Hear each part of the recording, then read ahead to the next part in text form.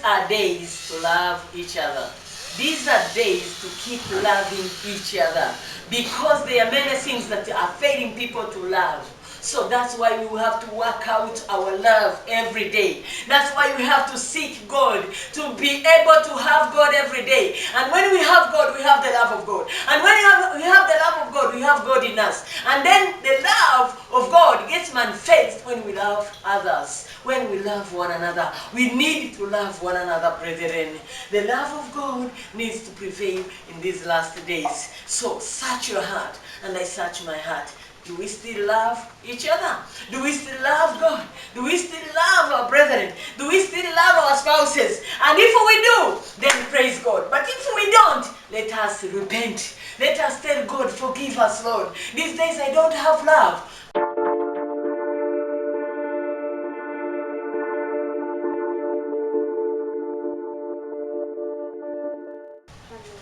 Praise the living God. I greet you all in the name of Jesus. I thank God for this wonderful time, for we are in His presence and we are speaking the word of God. So we are back in the new year, in 2022.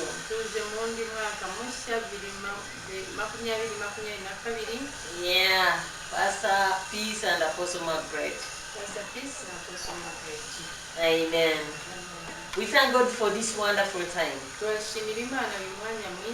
This is the wonderful time to talk the word of God. And I am very sure that you and me, we shall receive something from the Lord through the word of God. So we are going to read in 1 John chapter 4, verses 10, 11 and 12. Our topic today is about love. Love. Amen. Let us read the word of God. 1 John chapter 4, verses 10, it reads,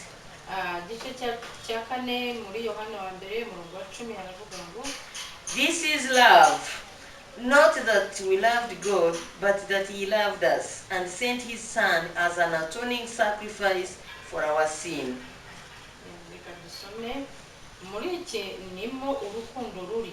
si uko twebwe twakunze Imana ahubwo nuko Imana ariyo yadukunze igatuma umwana wayo kuba impongano y'ibyaha byacu.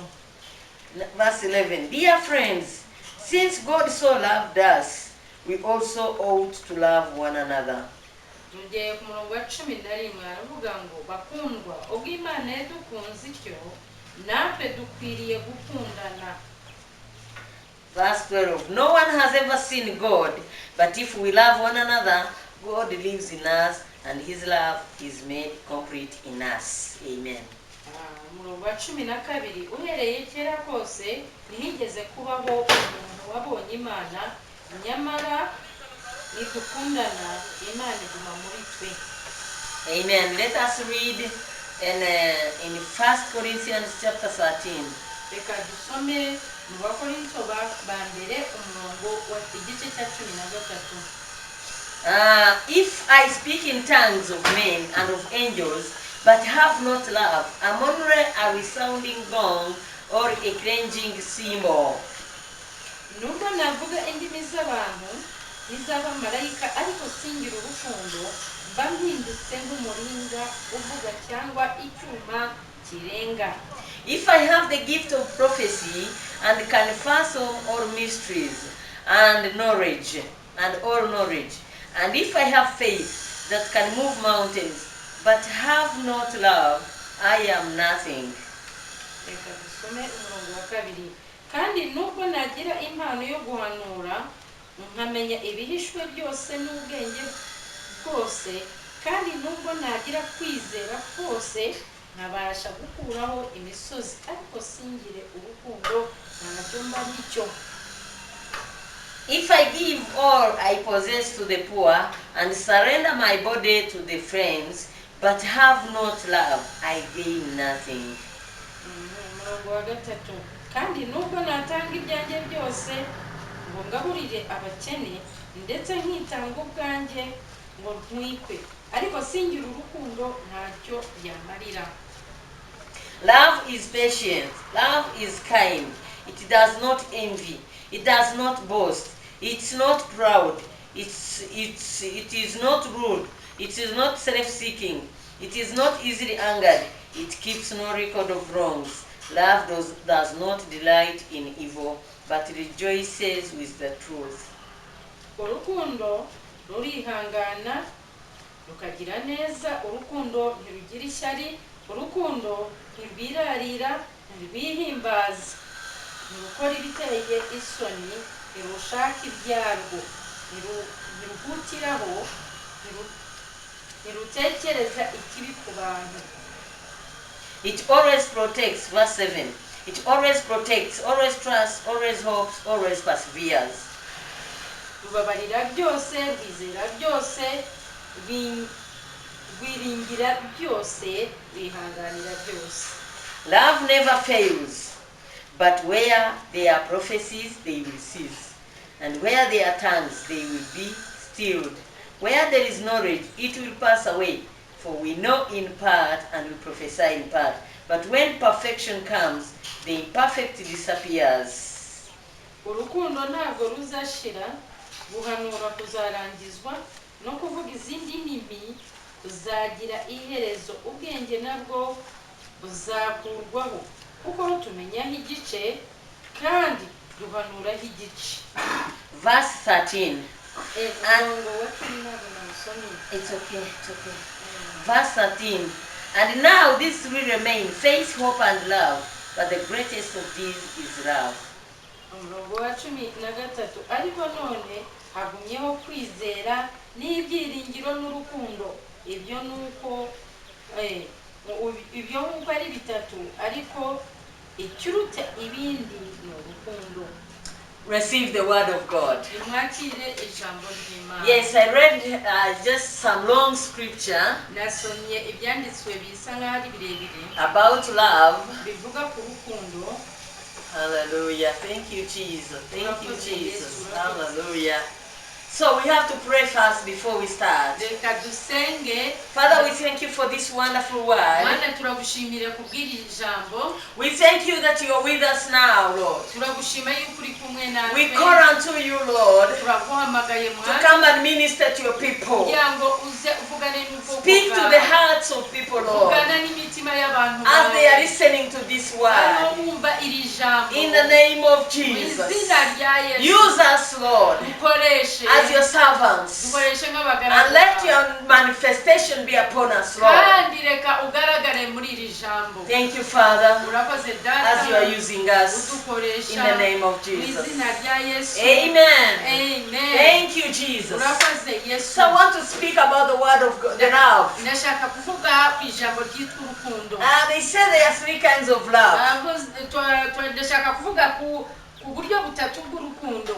There is God's love, hari urukundo rw'Imana, which is agape, you all know. ari rwo rwitwa agape. There is brotherly love, hari urukundo rwa kivandimwe, between brothers and sisters and friends and all that. urw'abavandimwe bakundana. And there is a love between husband and wife. hakabaho n'urukundo rw'umugabo n'umugore. But this time I want to speak very much about the love of God and the love between brethren. rero uyu munsi ndashaka kuvuga cyane ku rukundo rw'Imana n'urukundo ruri hagati y'abavandimwe. Let me tell you, reka mbabwire, the Bible has told me Bibiliya irambwiye that God is love. ngo Imana ni urukundo. And those who live with God, those who have love, abo bafite urukundo they have God in them. bafite Imana muri bo. So tell me, mbwira, these days if you don't love one another, muri iyi minsi iyo mudakundana, do we really have God? ndashaka wibaze nibaze, Do I have love? mfite urukundo? If I don't have love, niba ntafite urukundo, then God is not with me. n'Imana ntiri kumwe nanjye. That's why niyo mpamvu we need love dukeneye urukundo inside us. imbere muri twe. I love this scripture in Matthew chapter 24 verses 12. It says that because iniquity prevails, kuko ubugome buzagwira, urukundo rwa benshi ruzakonja. Hallelujah. Yes, that's it. Because there is too much evil in the world. There is too much hatred. There is too much resentment. There is too much bitterness. There is too much hatred in people. And because of that, the love of many has grown cold. Let me ask you, have you checked yourself? Have you checked yourself in these last days? Me, usually I check myself. And in case I find that there's somebody in my life whom maybe I don't like, I always repent. I tell God, please forgive me. Please come inside of me. Come and control my life. Come and control my feelings. Come and control me. And when God comes in, immediately I feel I begin to love that person. And the only sign that shows me that I have begun to love him or her is that time when I begin to pray for him or her.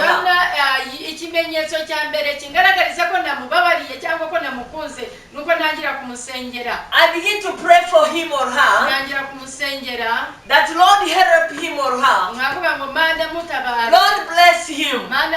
Lord touch him. Help him to be good. Help him not to wrong me. And then God helps me to forgive that person.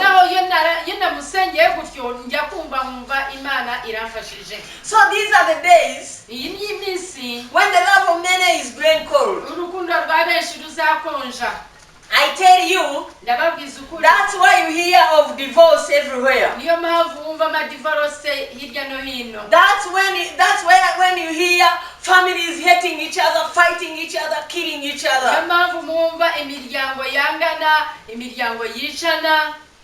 Because love has grown cold. There is too much evil going on in the world. And that has caused the heart of man to be like an animal. May God help us to have the heart of God, to be able to forgive those who wrong us, to be able to love even those who don't love us. There are those who don't love us for sure, but it doesn't mean that you have to hate them also. You love them. You pray for them. You care for them. The Bible says that if you hate those who hate you, what is the difference between you and those in the world? Because they love those who love them and they hate those who hate them. So we need to forgive those who hate us. We need to love them with all our hearts. And God is going to help us if we like it. If we pray for it. So, the Bible is telling me in 1 John that this is love. Not that we loved God. We didn't love God, my dear brethren. No, God loved us. God created us in his own image. And immediately the man fell. After the fall of man, kugwa kwacu God continued looking for man. Imana yakomeje kudukurikirana, Continued searching for his heart. Imana yakomeje gukurikirana imitima Because yacu he loved us. kubera yuko yaradukunze. That's why he went to Cain Niyo mpamvu yasanze Kayini, and told him, Imana ivugana nawe where is your brother? iramubaza, mwene so ari he? Where is your brother? Mwene so ari he? If God didn't have love, Imana itagira urukundo he would have just killed Cain. yari kuzikica Kayini. If he was a human being like us, Yiza kumera he nkatwe would revenge. yari kwihora, But he didn't. ariko siko yabigenje. He just asked Cain, where is your brother? Abajije Kayini, murumuna wawe ari he? And then Cain began asking God, Hanyuma Kayini atangira kubaza Imana, why do you ask me? Am I my brother's keeper? none se kuki umumbaza, ndi umurinzi we? That's what is happening today. Niko biriho bimeze uyu munsi. Many people think they are not their brother's keepers. Noneho abantu bibwira yuko batari abarinzi ba bagenzi babo. You don't care what is happening to your sister. Ntabwo ubyitayeho icyo mushiki wawe. You don't care what is happening to your brother. Ntacyo ubyitayeho musaza wawe niba bimeze bite. You don't care what is happening to your neighbor. Ntabwo ubyitayeho umuturanyi uko bimeze. Because the love of many has grown Kubera cold. yuko urukundo rwarakonje. Please rekindle your love. Reka mbabwire Enyegeza. dukwiriye kwenyegeza urukundo. Hallelujah. Amen. So these days, Muri iyi minsi God is telling us to love too much. Imana iradusaba gukunda cyane. To love others. Gukunda bagenzi bacu. Because that is the only thing that will remain. Kubera yuko icyo nicyo cyonyine kizasigara. In Corinthians, 1 Corinthians 13, Mu Bakorinto ba mbere igice cya 13, the Bible is saying Bibiliya iratubwira ngo that the three remain. ibintu bitatu nibyo bisigaye: Faith, hope, and love. kwizera, ibyiringiro n'urukundo. But among the three, Ariko kimwe muri ibyo bitatu, oh, love, urukundo it will never end. nibwo rutazagira And the iherezo. Bible tells me Bibiliya irambwira ngo that love never fails. urukundo ntirujya It rutsindwa. is kind. Urukundo rugira It impuhwe, is patient. rurihangana, It is careful. rwita ku It bandi, is loving. rurakunda. It remembers. It doesn't keep records of wrongs. ntabwo rwihorera. Please check yourself if you still have love. Noneho isuzume urebe niba urukundo rufite. Let me check myself and you check yourself. Reka nisuzume nawe wisuzume. As we are approaching the day of the coming of the Lord, mu gihe tuba twegereza kuza kwa Yesu Kristo, we need to check if we have the love of God in us. dukwiriye kwisuzuma niba urukundo rw'Imana ruri muri We twe. need to check if we still love our brothers and sisters. Dukwiriye kwisuzuma niba tugikunda bene data. Praise the living God. Imana yacu ishimwe. God is on time. Ego, Imana ikorera ku gihe. If He has planned to do it on 1st September, yateguye ko ari itariki ya mbere z'ukwa 9, He will wait for 1st September. izategereza iyo tariki. Even if you feel that it should be done in August or July, nubwo wakwifuza mu kwa 7 cyangwa kwa 8, He will wait for September. iyo izategereza ukwa Because He is the God of plan. kubera yuko ni Imana He y'igihe, is the God of purpose. ni Imana y'intego, He is the God of order. ni Imana igira He gahunda. works on His time. Imana ikorera mu gihe cyayo. That's why He says in His word niyo mpamvu ivuga mu ijambo that ryayo, in His time mu gihe He cyayo makes all things beautiful. ibintu byose yabikoze. Hallelujah. Hallelujah. So let me remind you about Shadrach, Meshach, and Abednego. Reka mbibutse kuri Shadrach, Meshach na Abednego. He would have, saved them before they throw them in the fire. Imana yari kubakiza batarajya mu muriro, But because He had planned, kuko yari yateguye in His plan it was, muri gahunda yayo they should go in the fire. bagombaga kunyura mu And muriro. when they go in the fire, Hanyuma bagera mu muriro, then the fourth man will come in. kugira ngo umuntu wa kane And agaragare, then King Nebuchadnezzar byabona himself will see the fourth man in the fire. nawe abashe kubona umuntu wa kane. And when he sees the fourth man in the fire, Amaze kubona umuntu wa kane, then he will be able to believe in the Almighty God. kugira ngo nawe abashe kwizera mu Mana ishobora byose. So how do you know? Mwabibwirwa ni Maybe your trial, your problem. mwenda ikibazo cyawe, ikigeragezo cyawe, God is waiting for you to go through it. Imana irashaka kugicamo. And Jesus will be with you as the fourth man. Hanyuma Yesu akaba uwa kane mu muriro. And then when you come out, Hanyuma wasohoka, the Lord God will be glorified. glorified. hanyuma izina ry'imana rizahabwa The icyubahiro. mighty God will be glorified among the people. Imana ishobora byose izahabwa icyubahiro hagati mu bantu bayo. They will know Bazamenya ko that God was with you Imana yari kumwe nawe in that problem. muri icyo kibazo, And you didn't fall. kandi ntabwo wigeze ugwa, You didn't fail. ntabwo You wananiwe, didn't backslide. ntabwo wasubiye inyuma, You didn't cry too much. ntabwo waboroze cyane. People don't know what happened. nta nubwo abantu bamenye ibyajyaga mbere. Why? Because there was a fourth man in your fire. Ni ukubera iki? Ni ukubera yuko hari umugabo wa kane wari mu muriro wa Praise the living God. Imana yacu yahabwa icyubahiro. So the love of God is still there. Urukundo rw'Imana Manifest rujya ruhishurwa when we love our brothers and sisters. rugaragarira mu gihe dukundana. So God is always on time.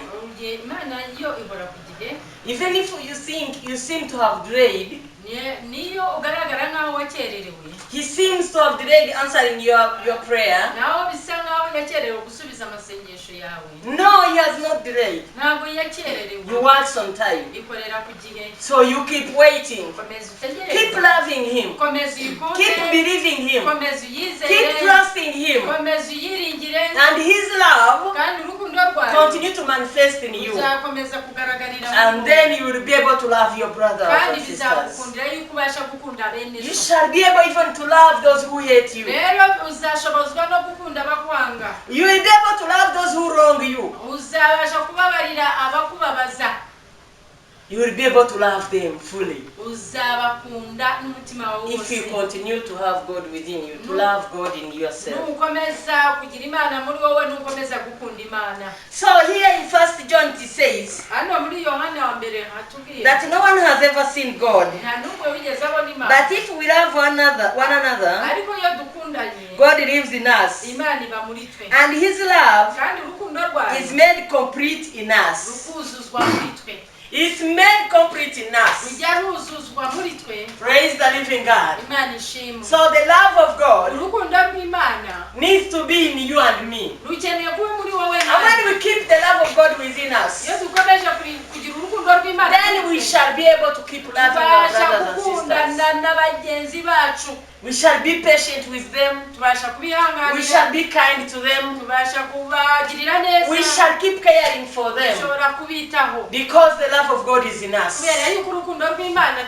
Praise turufite. the living God. Imana yacu ishimwe. Yes, love is patient. mu by'ukuri urukundo rurihangana, Yes, love is kind. urukundo rugira neza, Yes, love is powerful. urukundo rugira imbaraga It's nyinshi, so powerful. ni urw'inyembaraga. Practice it. rugerageze, Practice love. koresha You urukundo. shall see the results. uzabona ingaruka zarwo nziza. Hallelujah. Haleluya. So even if the world has gone bad, nubwo isi imeze nabi, even if people are hating each nubwo other, abantu bangana, even if people are killing each nubwo other, abantu bicana, people don't care for each other. abantu batita kuri bagenzi babo, But if you do it, ariko wowe iyo ubikoze the love of God will manifest in you, urukundo rw'Imana ruzahishurwa muri and wowe, it will be complete. kandi ruzuzuzwa. Praise the living Imana God. yacu ishimwe. May God help you to love one another. Imana ibafashe, idufashe gukundana. May God help us to love each other. Imana idufashe gukundana. So here in this in 1 Corinthians 13, mu Bakorinto ba mbere 13 he says aravuga ngo from verse 1 that if I speak in tongues, ngo nubwo navuga mu ndimi z'abamarayika, in tongues of men or of angels, nubwo navuga mu ndimi z'abantu cyangwa iz'abamarayika, but have not love, ariko ntafite urukundo, even if you speak in tongues, nubwo wavuga mu ndimi, even if you prophesy. nubwo wahanura, There are many prophets these days. hari abahanuzi benshi muri iki gihe, Even if you do whatever that you do that is good, icyo wakora cyose kigaragara ko ari cyiza, even if you do the works of God nubwo wakora umurimo w'Imana without love, udafite urukundo, you are nothing. uba uhindutse ubusa. That's what the Bible is telling Niko us. Bibiliya itubwira, That without love, ahatari urukundo I am nothing. ni ubusa. I am like a crying symbol. Let me see what the Bible says about it. Reka turebe icyo Bibiliya ivuga In verse 1, mu murongo wa mbere, that if I speak in tongues of men and of angels, but have not love, a honorary sounding gang or a cringing symbol. Nubwo navuga indimi z'abantu n'iz'abamarayika ariko singire urukundo mba mpindutse nk'umuringa uvuga cyangwa icyuma kirenga, you know, a resounding whatever gang or clanging symbol. gisakuza kivuga. It doesn't touch anyone. But love touches people. Love touches the hearts. Love changes situations. Praise the living God. Hallelujah. Hallelujah. Amen. So he says in verse 2, even if I have the gifts of prophecy and can fathom all mysteries and all knowledge, if I have faith that can move mountains but have not love, even if I give all and I possess to the poor and surrender my body to be burnt but have not love, I gain nothing. Without love, you have nothing. Praise the living God. Hallelujah. We need to love each other. We need to love God and then love each other. And that's why, that's how we shall be able to manifest the love of God. And that's how we shall be able to go to heaven, by the way. Because without love, you will not go to heaven. Without love is without God. When you are without God, you are without love.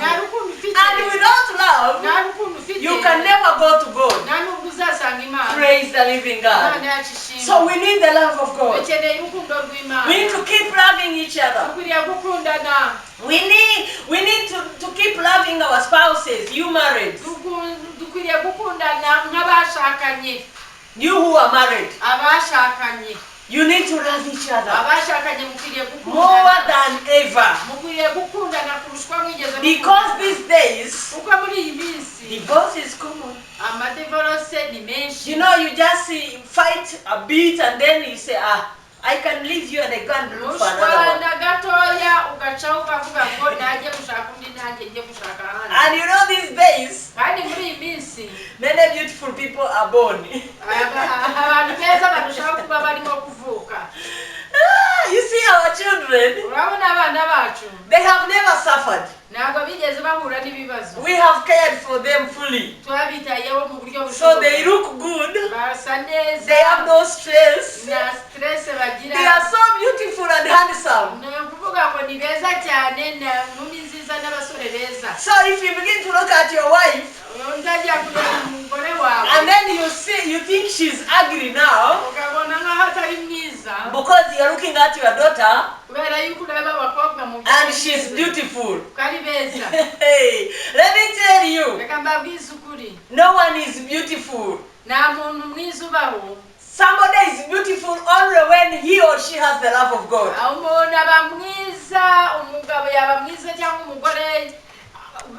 Handsome when you don't have God. Ask me, look outside there. Many handsome men, they go and drink alcohol, they get drunk, they come writing Z in the road, and then they come, you know, vomiting.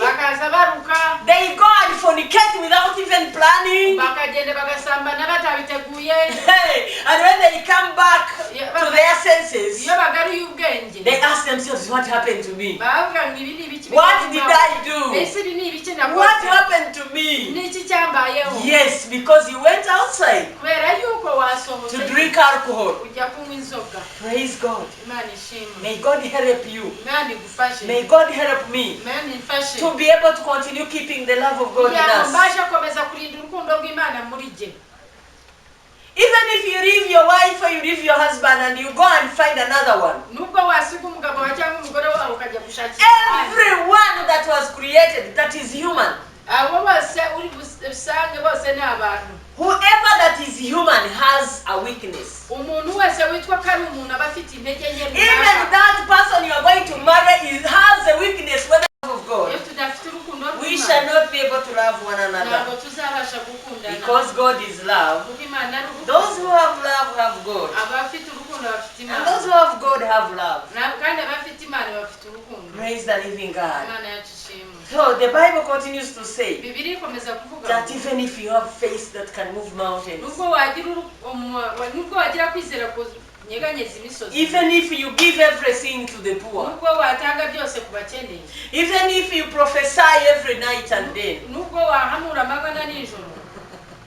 let me tell you, and you don't have love, the Bible says it's nothing. The Bible says you have done nothing. That's why at the end of this scripture, he says, and these three remain: faith, hope, and love. But the greatest of these is love. Love is the greatest of all. Because it is the one which will prevail even in heaven. So practice love, my brother. Practice love, my sisters and brothers. Pastors, you love your sisters, you love your brothers, you love your fellow pastors. Love even those who are killing us. For the Bible says, don't worry about those who are killing the body, but fear those who can kill the body and the spirit.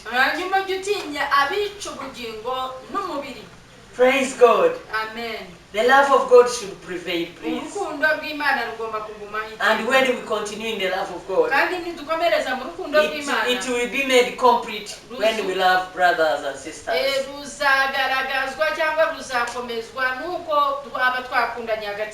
Hallelujah. Amen. So you might prophesy, you might do whatever, the work of God or whatever. But without love, everything is nothing. It means nothing to God. Which means something that is done out of love.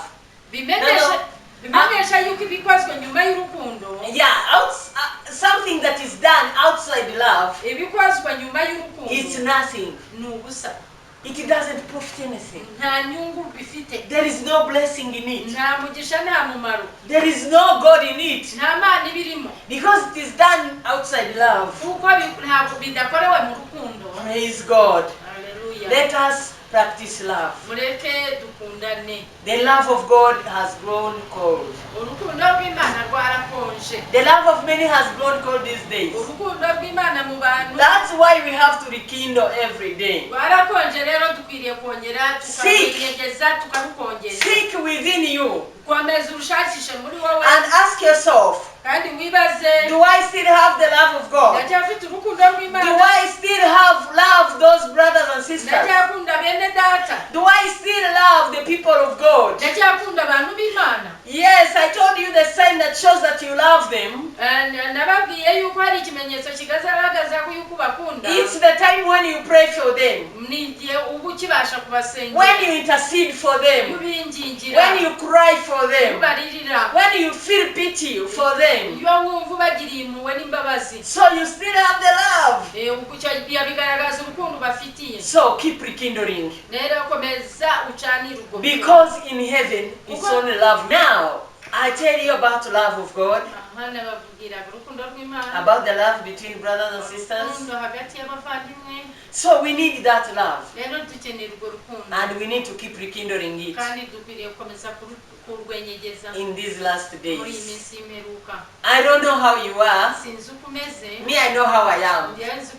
Let us everyone search himself and seek to do the best to love each other. ushakishe kugira neza ukunda bagenzi bawe. So as we are finishing, dusoza I'm going to pray for you ngiye kubasengera that God will give you love kugira ngo Imana iguzuze in these urukundo last muri iyi days. minsi y'imperuka. May God give you love. Imana ibahe urukundo. May God give me love. Imana impe urukundo. And we continue to serve Him kugira ngo dukomeze until when tumukorere. Christ comes kugeza back. Yesu agarutse. Let us pray. Reka dusenge. Father, in the name of Data mu Jesus, izina rya I Yesu. thank you for your people, Lord, Ndagushimira kubw'abantu that are bawe watching this barimo video. gukurikira I iki pray that, cyigisho. Lord God Almighty, Ndasenga Mana you yacu will give them kugira love, ngo ubuzuze urukundo. the love of God, Urukundo the rw'Imana. love between brothers and Urukundo sisters, hagati y'abavandimwe. and the love between husbands and wives. Urukundo hagati y'abashakanye. Let love prevail, Reka Lord. urukundo rwawe rugwire. In the name of Jesus, help us, my Lord. Ane dufashe. Yes, Yego. the evil is too much. Yego, umwanzi Yes, hatred is everywhere. urwango rurakwiriye. Yes, killings and murder are everywhere.